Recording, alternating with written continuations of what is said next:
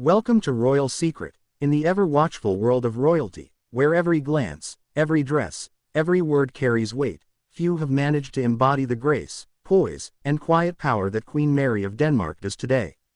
But beneath the glittering tiaras, behind the polished royal portraits, and away from the cheering crowds, something deeper stirs, a silent storm in the Danish monarchy that many hoped had been buried forever. It's the kind of royal tension that palaces are built to contain and whispers are trained never to speak aloud. Yet now, the world watches, breath held, as Queen Mary quietly asserts her own strength, not with confrontation, but with a kind of elegant vengeance.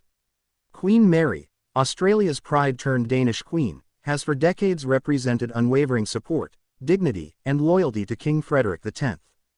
Through every public appearance, hand in hand, with smiles timed like clockwork, the image of a united monarchy has been polished to perfection. But recent undercurrents swirling around the Danish royal household suggest that all is not as seamless as it seems. In fact, whispers have emerged again from a past the palace likely hoped had been sealed away, the past of King Frederik himself. A past littered with tabloid tales, blurry party photographs, and rumored affairs. A past that Mary, with grace and grit, chose to rise above, not ignore, not forget, but rise above. And now, in a Denmark that has crowned her not just queen but symbol of resilience, Mary stands in quiet defiance of that past, no longer willing to shield it with silence alone. It began subtly. During appearances where she once stood closely at Frederik's side, Mary has begun to choose physical distance. At formal banquets and state visits, their interactions have shifted from affectionate to cordial, their once tight bond now seemingly professional. Observers noted her increasingly solo outings, her deliberate engagements in female empowerment initiatives, and even her growing involvement in international humanitarian causes that take her far from Copenhagen's royal halls. Each step appears intentional, each gesture dripping with a message too sharp for words. She has not forgotten. And she does not need to.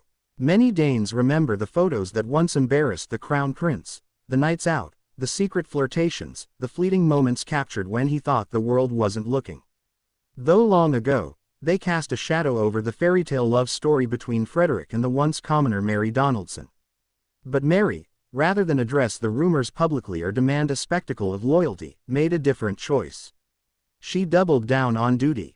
She won over a nation. And now, as queen, she has ensured that the monarchy needs her more than she needs the monarchy. That power is rare. That power is terrifying to a system built on hierarchy and tradition. But Queen Mary has mastered it. Public sentiment has shifted dramatically. Polls show that Mary is now the most beloved member of the royal family, more so than her husband, more than Queen Margrethe herself at times, even as the beloved matriarch stepped down from the throne. Younger generations, especially women, see in Mary a role model who has not only endured betrayal but transformed it into her own renaissance. She has become Denmark's queen not just by title but by spirit, by pain, by rising again when the world expected her to retreat. Insiders close to the palace hint at a delicate balance behind closed doors. Though Mary and Frederik continue to uphold their royal responsibilities together, privately they lead increasingly separate lives. Some even claim that rooms have been rearranged within the palace, with Mary moving her personal quarters away from Frederik's. The once visible warmth between them has cooled, replaced by a calculated civility that leaves onlookers guessing. Yet it is Mary's choice not to speak of the past that remains the most compelling aspect of her response.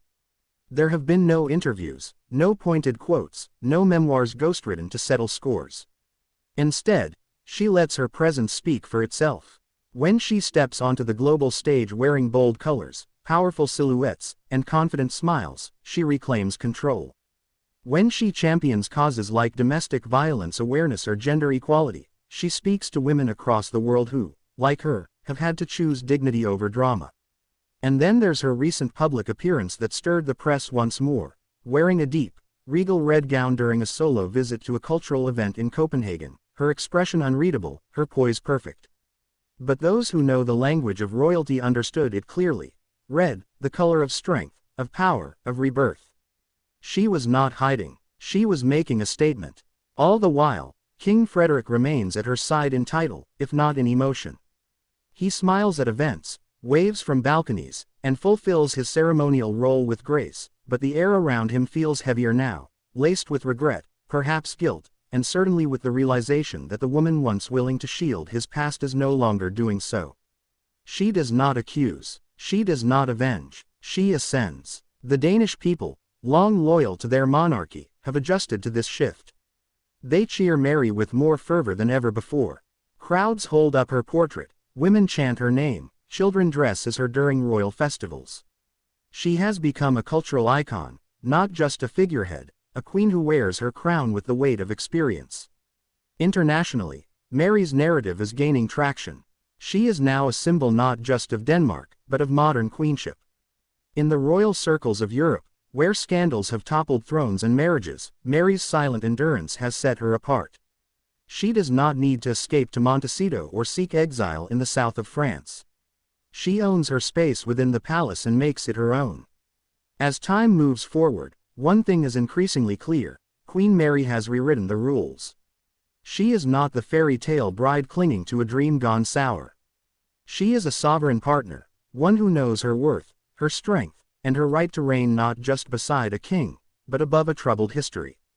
Denmark watches, the world listens, and Mary, ever regal, continues to walk her path, one deliberate, graceful step at a time, each footfall a quiet triumph over what once was.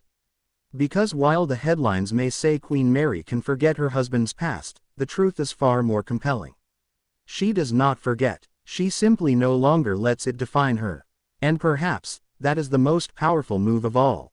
Observers are beginning to read between the lines of Queen Mary's fashion choices, her public engagements, and even her travel itineraries. Recently, during an international tour on behalf of Danish diplomacy, Mary's delegation noted that she spent more time with female heads of state and female-led initiatives than traditional protocol would expect. It was subtle, but significant. Her speeches, while polite, increasingly include language about female autonomy, mutual respect, and private integrity, phrases that sound benign on the surface, but in royal language, are powerfully charged. Palace insiders say that Queen Mary has also quietly shifted the staffing of her personal office. While she maintains key senior aides who have served her loyally since her crown princess days, she has brought in a new wave of advisors who are known for their expertise in strategic communications, international law, and women's advocacy. These hires suggest not a woman content to be a ceremonial figurehead, but one who is actively shaping policy and long-term influence, possibly even preparing to take on larger roles within Denmark's soft diplomacy and royal leadership structure. There is also growing speculation about Mary's relationship with her children in light of these shifts. Crown Prince Christian, Princess Isabella, and the twins, Vincent and Josephine, are being raised in a household that, though still bound by tradition, is increasingly defined by transparency, equality, and modern values. Mary is frequently seen attending their school events, participating in discussions about their education, and encouraging their independence. It's clear she is determined to raise a new generation of royals who understand both their privileges and their responsibilities, young royals who see power not as a birthright but as a tool to serve. Reports have emerged of private meetings between Queen Mary and leading international figures, including conversations with former First Ladies, prominent human rights lawyers, and global philanthropists. These meetings, largely unpublicized by the palace, hint at her expanding network and influence far beyond Denmark. She is quietly building an empire of allies, advocates, and intellectual capital, rooted in her own experience of navigating the complexities of public scrutiny, betrayal, and personal reinvention. Meanwhile, King Frederik finds himself at an unexpected crossroads. His role as monarch is secure, legally and symbolically, but the emotional and public leadership once shared with Mary appears increasingly weighted in her favor. For years, Frederik was beloved as the charismatic, sporty, slightly rebellious prince who captured a woman from halfway across the world. But now, in the shadow of Mary's glow-up, his once effervescent charm feels dated to some, diminished in comparison to her stately gravitas. Some Danish media outlets have even begun to publish op-eds questioning the king's future visibility in major leadership moments, asking whether the public now instinctively turns to Queen Mary as the monarchy's true voice. And there is a certain poetic justice in all of this.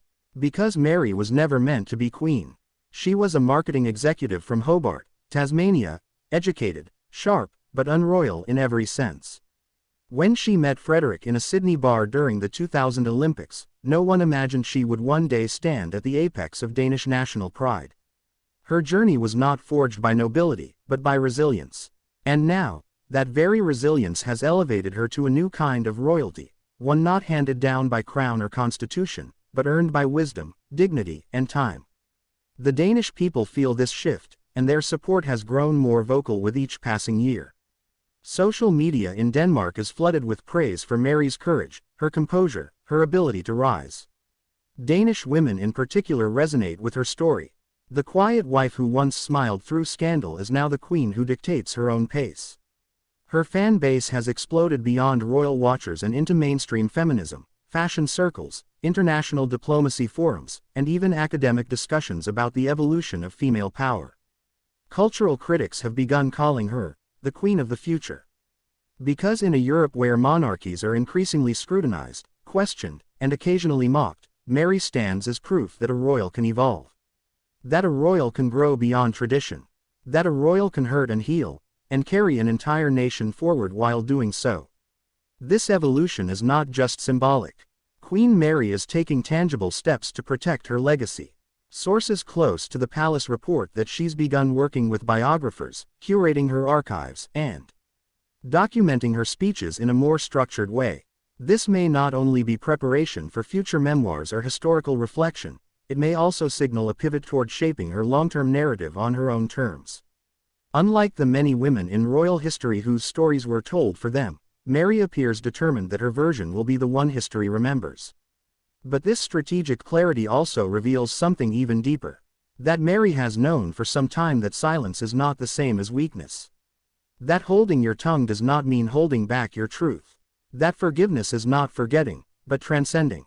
And so she walks the tightrope between grace and grief, duty and distance, love and legacy, with a strength that radiates even when no words are spoken.